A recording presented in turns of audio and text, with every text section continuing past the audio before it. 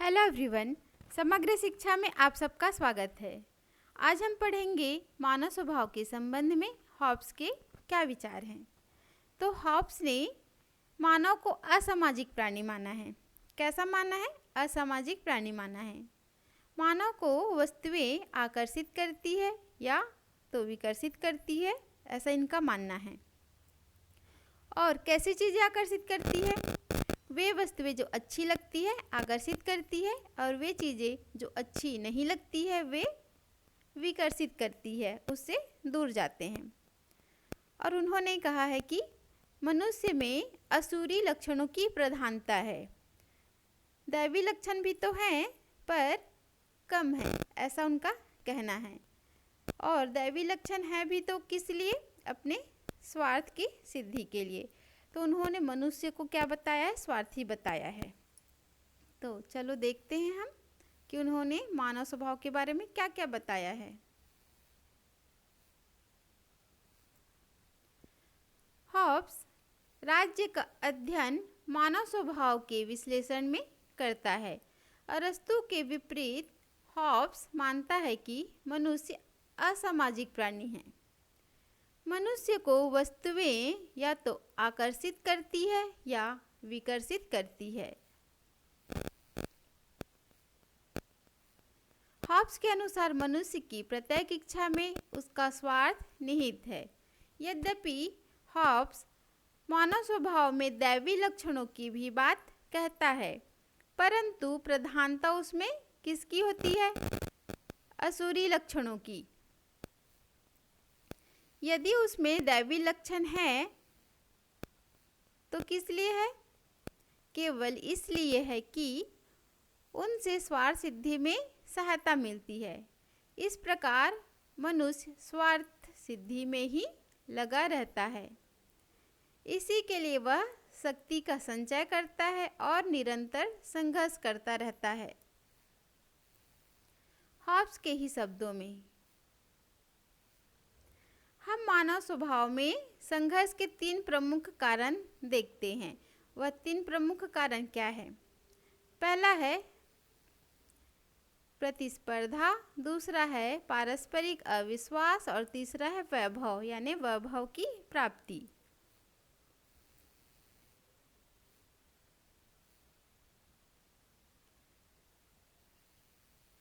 प्रतिस्पर्धा के कारण वे लाभ के लिए, विश्वास के अभाव के कारण रक्षा के लिए और वैभव प्राप्ति के कारण प्रसिद्धि के लिए परस्पर संघर्ष करते हैं।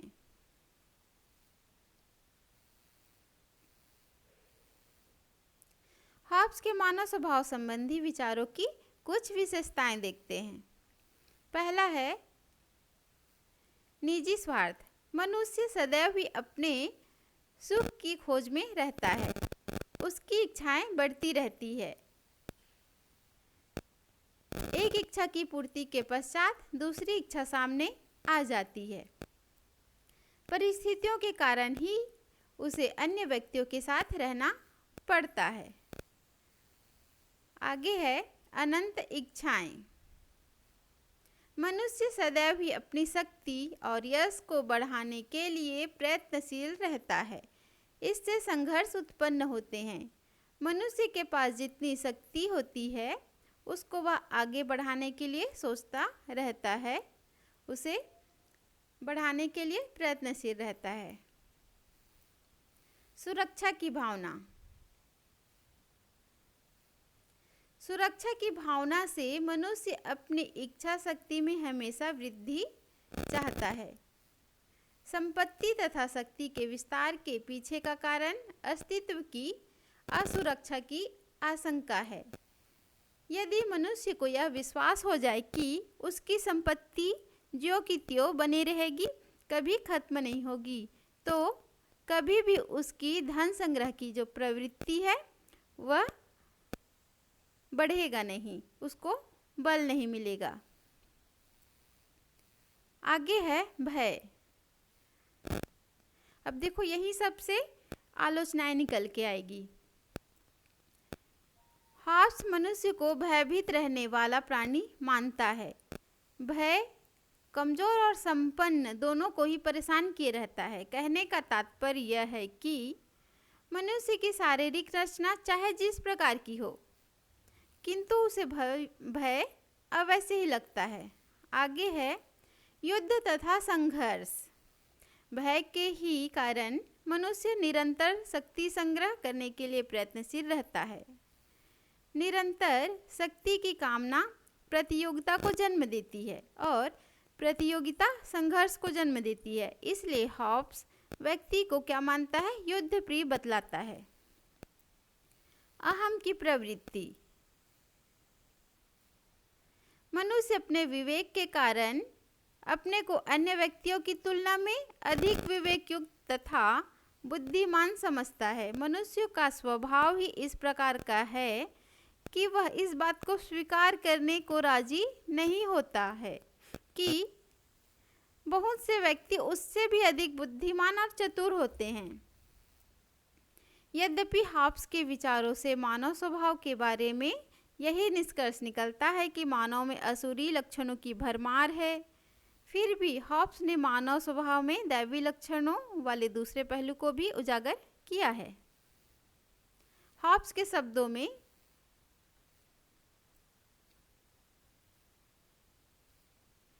मनुष्य में कुछ ऐसी इच्छाएं भी होती है जो उसे युद्ध के लिए नहीं अपितु शांति एवं मैत्री के लिए प्रेरित करती है। आराम की इच्छा, ऐन्द्रिक सुख की कामना, मृत्यु का भय, परिश्रम से अर्जित वस्तुओं के भोग की लालसा मनुष्य को एक शक्ति की आज्ञा मानने के लिए बाध्य कर देती है। फिर भी यह सच है कि हॉब्स मानव स्वभाव में असुरी लक्षणों की ही प्रधानता मानता है। जोन्स ने लिखा है कि हॉब्स जो बातें कहता है उनमें नहीं, परंतु जो बातें अस्वीकार करता है उनमें गलत है। मानव दोषों की अतिरंजना करके और उन पर अत्यधिक बल देकर उसने मानव स्वभाव का मानव द्वेषी चित्र प्रेषित किया है। हॉब्स के मानव स्वभाव संबंधी विचारों की आलोचनाएं। अब यहाँ पे कुछ आलोचनाएं देखेंगे।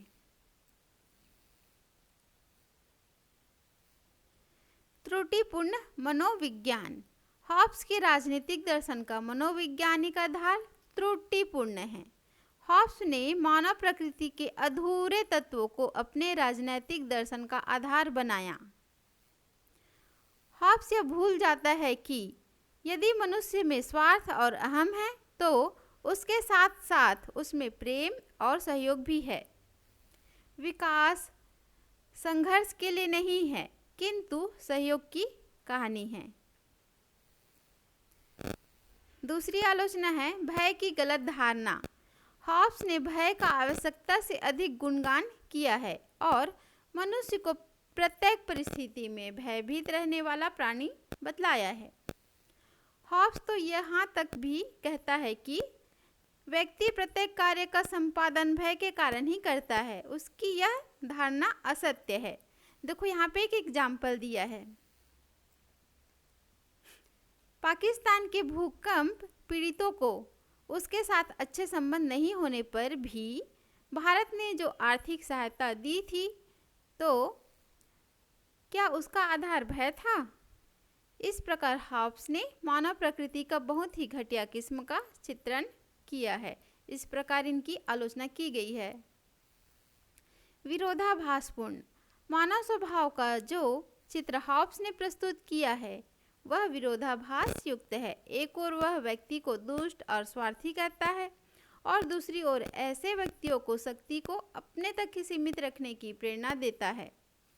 यदि व्यक्ति स्वार्थी है तो उसका कल्याण अपनी शक्तियों को सीमित रखने की अपेक्षा विस्तृत बनाने में होगा।